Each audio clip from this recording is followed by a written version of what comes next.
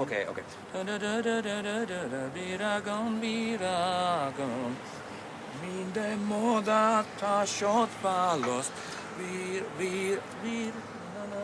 I used to learn things about our relationship through interviews that he did, mainly for David Wigg at The Express.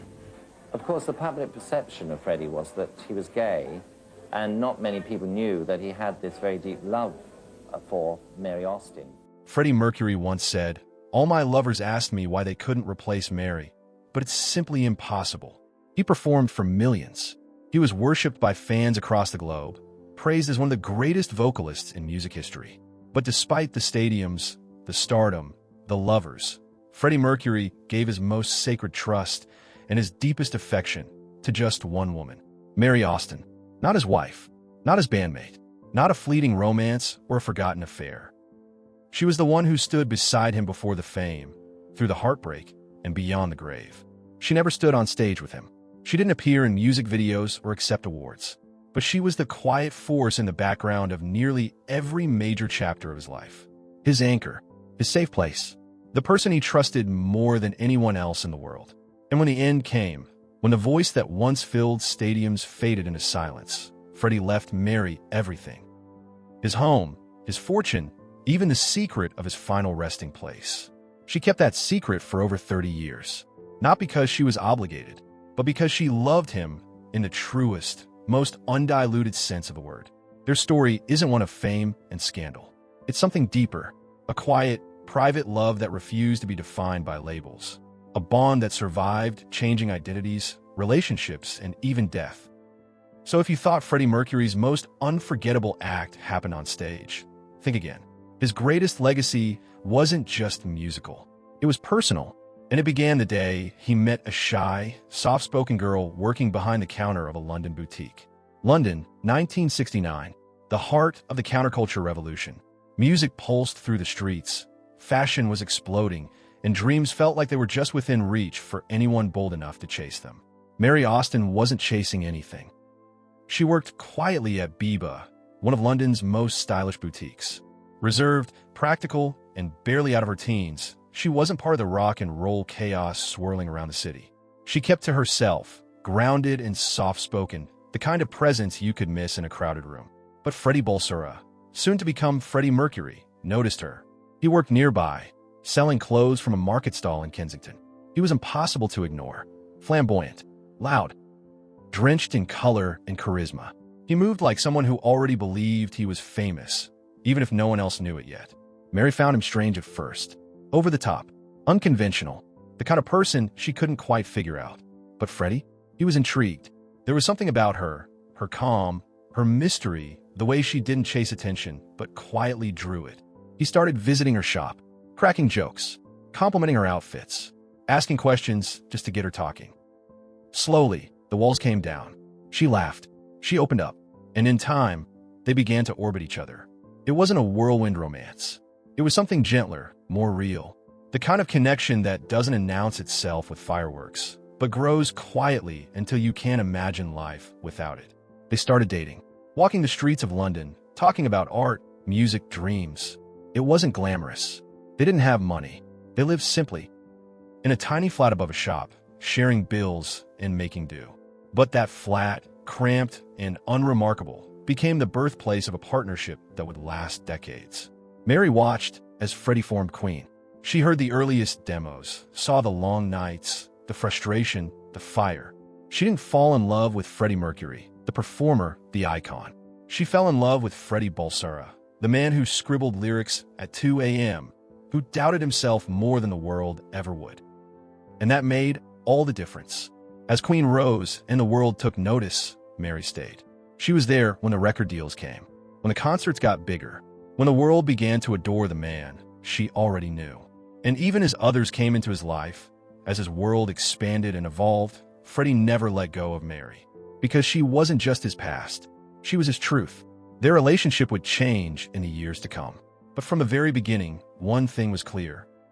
Mary wasn't just someone Freddie loved. She was someone he needed. It was Christmas Day.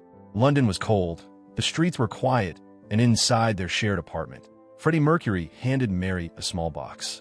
Inside was another box, and then another, nesting boxes like a game, until finally, buried in the smallest one, was a jade ring. He looked at her and said simply, "Will you marry me?" Mary was stunned. She had never expected it. Not from Freddie, who lived so far outside the lines of traditional love. But she said yes. Of course she said yes. Because in her eyes, Freddie wasn't just a boyfriend. He was her home, but the wedding never happened. As Queen's fame skyrocketed, so did Freddie's exploration of himself. The band became one of the biggest in the world. Crowds chanted his name. He transformed into a living legend. And privately, he began to confront a truth he could no longer ignore. By 1976, Freddie told Mary he was bisexual. He didn't do it with shame. He didn't make excuses.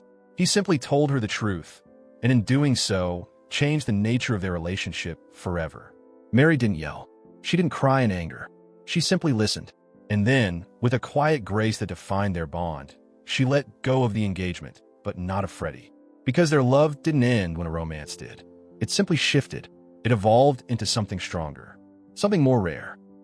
Freddie later called her his common-law wife, a term that made little legal sense, but all the emotional sense in the world. He told interviewers, "All my lovers ask me why they can't replace her, but it's simply impossible." No one ever did. Mary moved out of their apartment, but stayed close. Freddie bought her a nearby flat through his publishing company.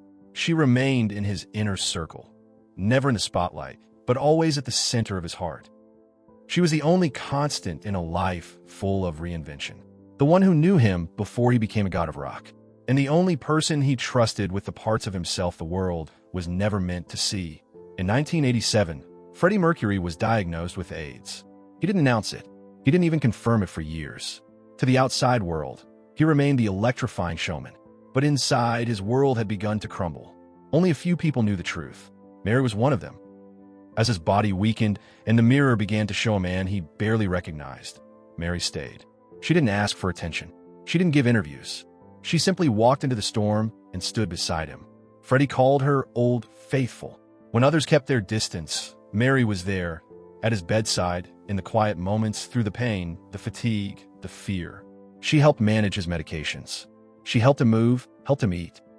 Sometimes they just sat in silence, hand in hand, saying nothing because nothing needed to be said. She saw him at his most vulnerable, when the spotlight was gone, when a voice that once shook arenas could barely whisper. And still, she didn't flinch. Her loyalty wasn't loud. It wasn't flashy. It was the kind of loyalty that doesn't ask for recognition. It just shows up, every day, until the end. As his condition worsened, Mary was one of the only people allowed to visit freely. She protected his privacy with the same intensity he had protected her for years. When the press speculated, when fans begged for answers, she said nothing. She knew that Freddie had given so much of himself to the world, and now he needed something back. Dignity, peace, love, and she gave him all three. In the final months, Mary was more than a friend. She was a caretaker, a guardian, a witness to the last flickers of a life that had once burned brighter than almost any other. Freddie may have been adored by millions, but in his final days, it was Mary who held his hand. And when the moment finally came, when the curtains closed and the music faded, it was Mary who stayed behind, carrying not just the memory of a legend, but the quiet, invisible weight of love that never made the headlines. When Freddie Mercury passed away on November 24th, 1991, the world mourned a legend. Fans held vigils. Newspapers splashed headlines. Radio stations played Queen songs on loop. But behind the public grief, something quietly monumental happened. Something that stunned even those closest to him. Freddie left half of everything he owned to Mary Austin. His mansion, Garden Lodge in Kensington. His personal possessions. His entire share of Queen's royalties. It wasn't a symbolic gesture. It was a decisive, deliberate act of trust. And it made headlines for a different reason. People asked, why her? He had partners, friends, family. But to Freddie, Mary was beyond all of them. She wasn't part of his professional world. She wasn't involved in the band. But she had been there from the beginning, and more importantly, stayed until the very end.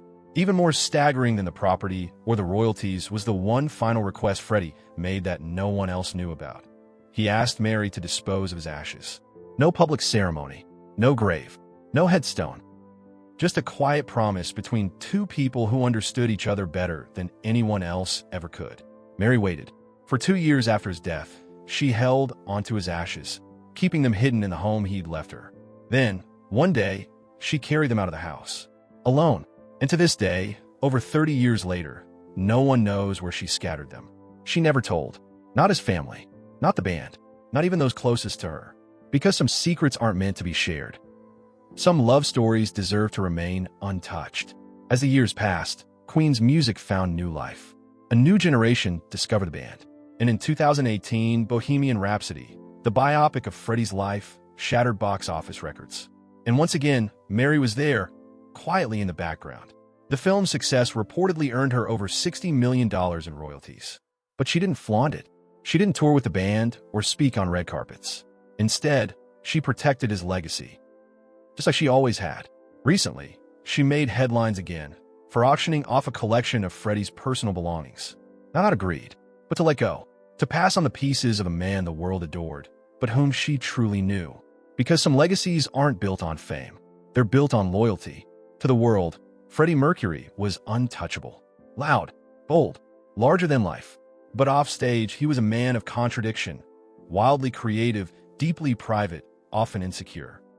He was born Farag Bulsara in Zanzibar in 1946 to Parsi parents of Persian descent. His early childhood was shaped by political unrest and displacement. When the Zanzibar Revolution broke out, his family fled to England, starting over in a world that didn't yet know the name Freddie Mercury. Long before he dazzled audiences, Freddie was obsessed with details.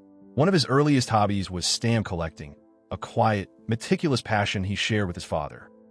It may seem trivial now, but it revealed something central to who he was. Freddie noticed everything. He cared about every inch of a project, every stitch of a costume, every note in a melody. He studied art and design, and even designed Queen's iconic crest himself, blending the zodiac signs of the band's members into a logo crowned by a phoenix. It wasn't just branding, it was myth-making, and Freddie was the architect. But for all his flamboyance on stage, those close to him knew a different man, one who often faded into the background when the cameras turned off. He was introspective, gentle, a perfectionist haunted by self-doubt. He never fixed his teeth, despite being painfully self-conscious about them. Why? Because he believed his overbite gave him his unmatched vocal range. He was born with 4 extra incisors, something he hated physically, but protected fiercely for the sake of the voice that became his legacy. Even in music, he had boundaries. He composed many of Queen's greatest hits on the piano: Bohemian Rhapsody, Somebody to Love, Don't Stop Me Now. Yet he often refused to play live. Not because he couldn't, but because he worried about mistakes. He preferred to bring in guest musicians, always choosing the performance over ego. There were moments of humor too. Human, grounded glimpses of the man beneath the legend. Like the time he stormed out of a recording session with Michael Jackson because Jackson brought his pet llama to the studio. Freddie, ever the diva and yet strangely practical, had had enough. Despite the glamour, despite the chaos, he never lost touch with the people who mattered. He stayed close to his family, often inviting his mother to cook traditional meals for the band. To him, fame wasn't a ladder, it was a mask. And home was the one place he could take it off. Freddie Mercury, the voice that redefined rock music, the icon who lit up the world's biggest stages, the legend whose name still echoes across generations. To millions, he was flamboyant, fearless, unforgettable. The sequin god with a microphone in one hand and the world in the other. But the world didn't know everything. Behind the smoke, the pyrotechnics, the leotards, and lightning bolts, was a man who quietly longed for something no stage could offer: peace. He wasn't born Freddie Mercury. He was born Farag Bulsara, a quiet boy from Zanzibar, shy and artistic, who fled revolution with his family and found himself in London, an outsider in a strange new world. He spoke softly, walked with his head down, bit his lip when he smiled to hide the teeth he thought made him unlovable. He would later tell the world he felt always a little different, as if he never fully belonged anywhere. So he invented a version of himself that could survive it all. A version that sang louder, stood taller, and wore armor made of rhinestones and stage lights. But no matter how famous he got, he never stopped needing something real. That's why Mary Austin mattered. She didn't see the rock star. She saw the man.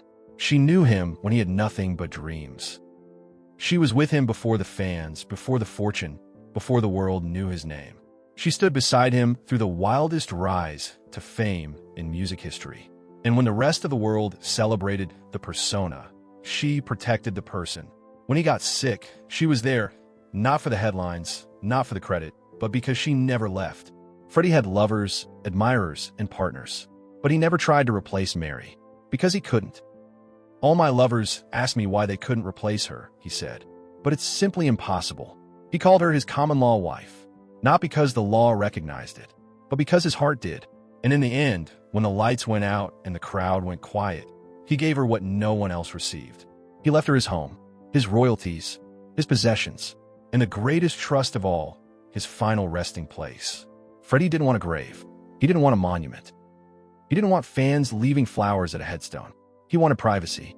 He wanted peace. So he gave his ashes to Mary and asked her to scatter them in secret, a wish she honored completely. To this day, no one, not the band, not his family, knows where she laid him to rest. She has never spoken a word about it. Not once. Not for money. Not for attention. Because some love stories are too sacred for the world to touch. And that's the part most people don't understand. Freddie Mercury didn't just die a rock star. He died a man who had finally found the one person he could be silent with. The one person who knew every version of him and stayed. She knew the boy who collected stamps. The student who designed Queen's crest with a sketch pad and colored pens. The man who was terrified of losing his voice. The friend who brought her roses on ordinary days just to see her smile. He could have loved anyone, but he trusted her because Mary saw him. Not the fame, not the flash, the soul. And maybe that's the kind of love we all hope for, not the loud kind, but the kind that stays when the world walks away.